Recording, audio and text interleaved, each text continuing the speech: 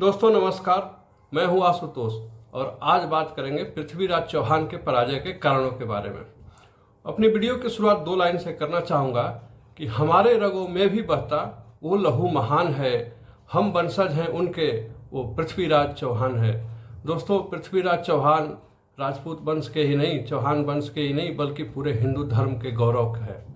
वो हमारा प्राउड है और उसके हार का जो कारण है, जो बताया गया है, यूट्यूब वगैरह पे बहुत सारे वीडियो डाल रखा है लोगों ने, इतना गलत है कि बताया नहीं जा सकता है। कई लोगों ने तो बोला राग द्वेष में फंसे हुए थे, घर में ही पड़े हुए थे, दुश्मन दरवाजे पे आ गया था। कई लोगों ने जयचंद को उसके बारे में बताया है कि जयचंद दोषी था।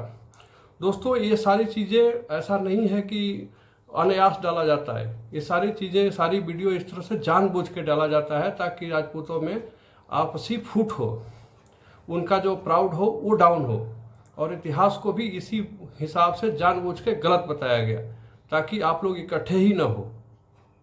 तो आज हम लोग इस वीडियो में सही क्या है वो चर्चा करेंगे, कारण जो है उस पर बात करेंगे।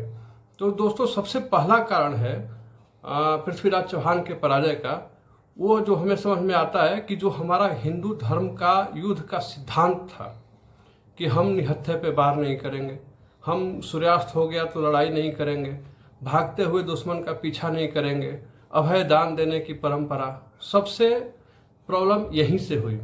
दोस्तों, जब हम लोग जब आपस में लड़ाई हुआ, मान लो उस टाइम और कोई था ही नहीं, तो राजपूत ही लड़ते थे। तो जब राजपूत में लड़ते थे तो तब तक के लिए तो ये सिद्धांत ठीक थे कि भाई चलो, भाग रहा है, पराजय स्वीकार कर रहा है तो उसको अभय दान दे रहे हैं। लेकिन जब विदेशी आक्रमण हुआ, जब मुस्लिम आए यहाँ पे, तो ये काम गलत साबित हो गया, गलत हो गया। अब सोचो, आप खुद सोचो, 16 बार जिसको पराजित किया, 16 बार पराजय के बाद भी वो आदमी कितना ढीठ आदमी है कि वो लड़ता रह रहा है, वो आपके पास आ रहा है बार बार, और आप उसको बार बार छोड़ रहे हो। तो सबसे पहला जो कारण था कि जो हम अपने सिद्धांतों पे अडिग रहे, हम अपने आदर्श को बना के रखे कि हम निहत्थे पे वार नहीं करेंगे, दुश्मन का पीछा नहीं करेंगे, भाग रहा है तो भागने दो। ये सारी चीज़ें, एक चीज़ तो ये समझ में थी। दूसरा जो था वो आपसी फूट।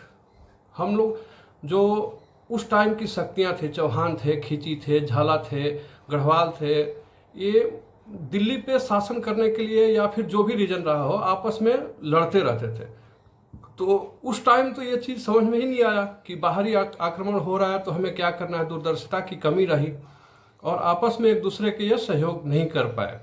आपसी लड़ाई इतनी ज़्यादा थी कि सारी शक्ति अपनी, सारी जो मेन योद्धा थे वो इन्हीं सब चीज़ों में खप जाते थे। अब चंदेलो, जो यदि अल्लाह खंड पढ़ा जाए तो अल्लाह खंड में पूरी ताकत पृथ्वीराज चौहान की मलखान को रोकने के लिए, अल्लाह को रोकने के लिए, मलखान बॉर्डर पे सिरसा जो था, दिल्ली बॉर्डर पे था, आपस में लड़ते रहते थे। हर दिन सेना मरती थी, सेना के जवानों का नुकसान होता था दोनों साइड से। इवन जयचंद, पृथ्वीराज लड़ते रहते थे। तो इस लड़ाई में दोनों लोगों को नुकसान हुआ।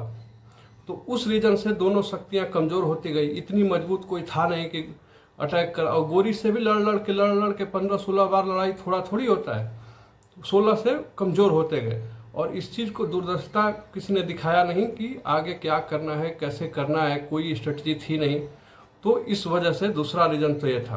तो मेन जो अभी आज की परिदृश्य में ये देखा जाए तो इस चीज़ों पे हमें बहुत फोकस करने की जरूरत है। इतिहास किस लिए आदमी पढ़ता है? इतिहास तो इसीलिए बताया जाता है ना कि उस चीज़ों को दोबारा होने से बचाया जाए।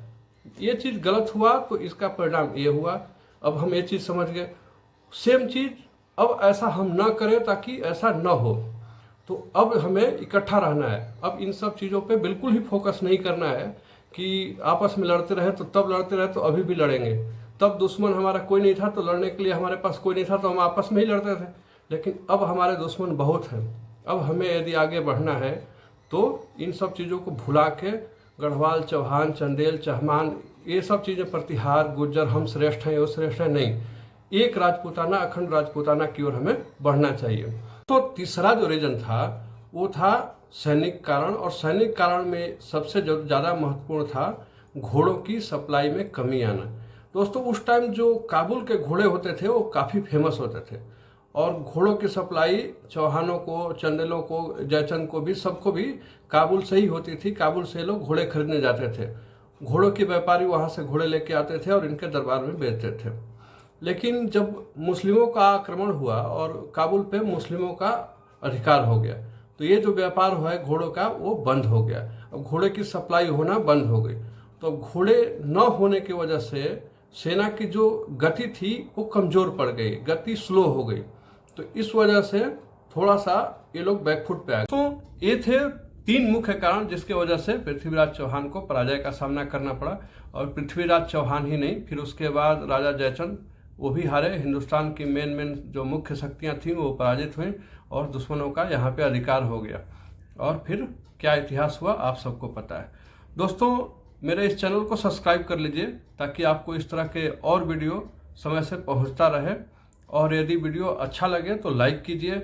यदि आप इससे कुछ असहमति रखते हैं या सहमति रखते हैं या कोई नया तथ्य है आपके पास, तो आप इस वीडियो पे कमेंट कीजिए, उसका जवाब जरूर दूंगा। और ये जानकारी को ज़्यादा से ज़्यादा लोगों तक पहुंचाने में हमारी मदद कीजिए। वीडियो को ज़्यादा से ज़्यादा शेयर कीजिए। आपने इस वीडियो को पूरा अंत तक देखा, इसके लिए बहुत बहुत धन्यवाद।